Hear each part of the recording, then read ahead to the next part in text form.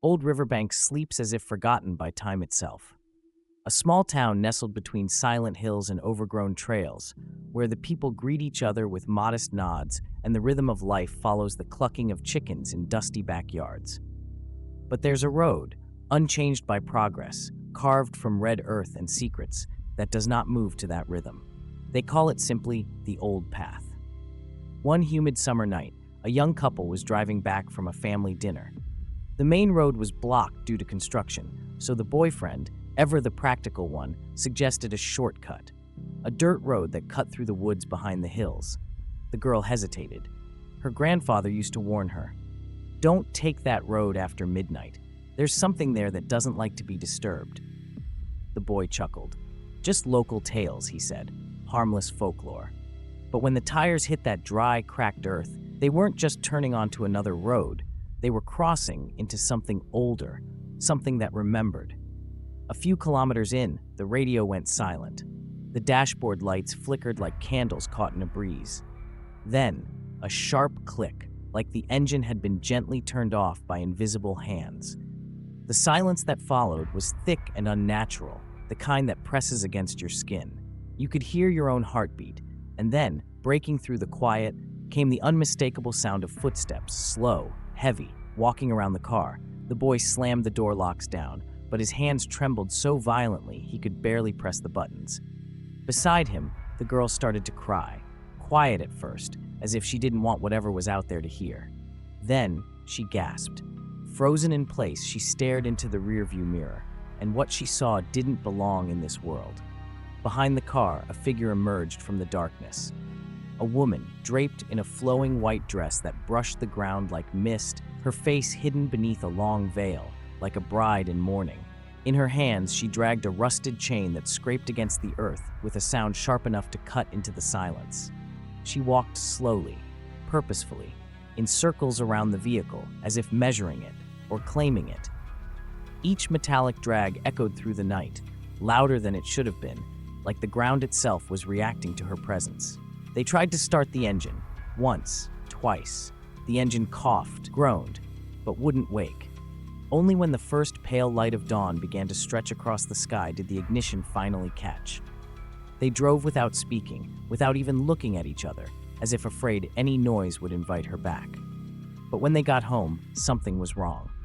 All four tires were slashed, deep, precise cuts like claws had torn through them, and wedged into the edge of the trunk, fluttering in the morning breeze, was a piece of veil, caked in dry earth. And something darker, something that looked an awful lot like dried blood.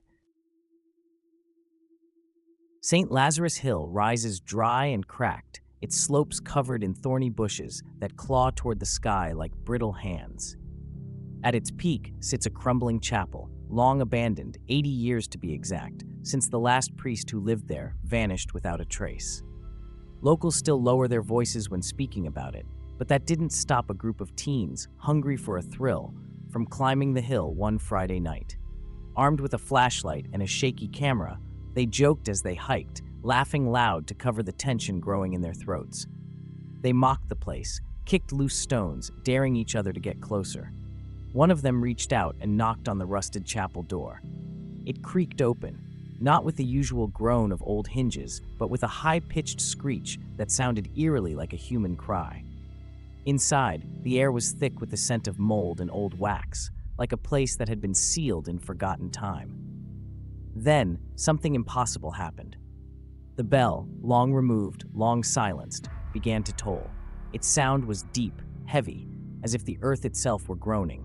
The altar candles flared to life on their own, and the ground trembled beneath their feet.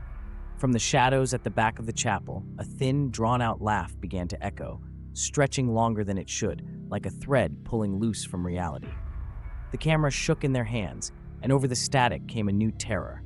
Whispers, low and hissing, in Latin, unintelligible, chaotic, unless someone dared to translate them.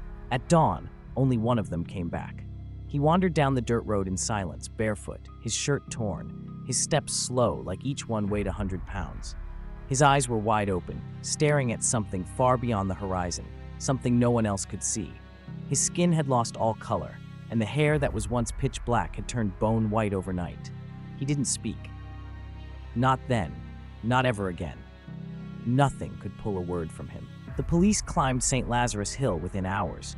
They found no signs of struggle, no footprints besides the boys. The only thing left behind was the camera, lying in the middle of the chapel floor like it had been placed there carefully.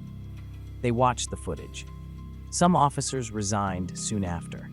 The file was sealed, and word spread it was destroyed. But in backrooms and whispered circles, rumors survived. That the footage showed figures slipping past windows where no light reached. That eyes blinked from inside the shadows, glowing in unnatural hues.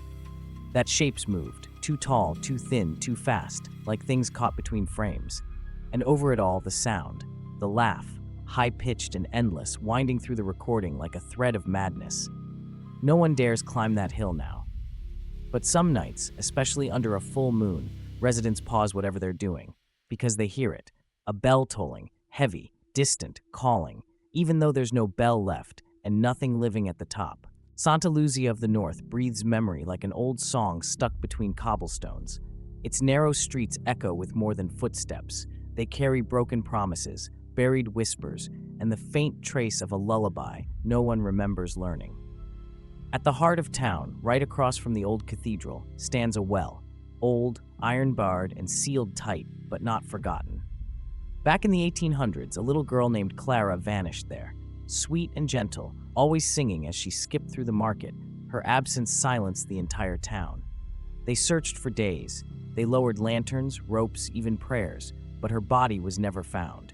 Some claimed the well swallowed her.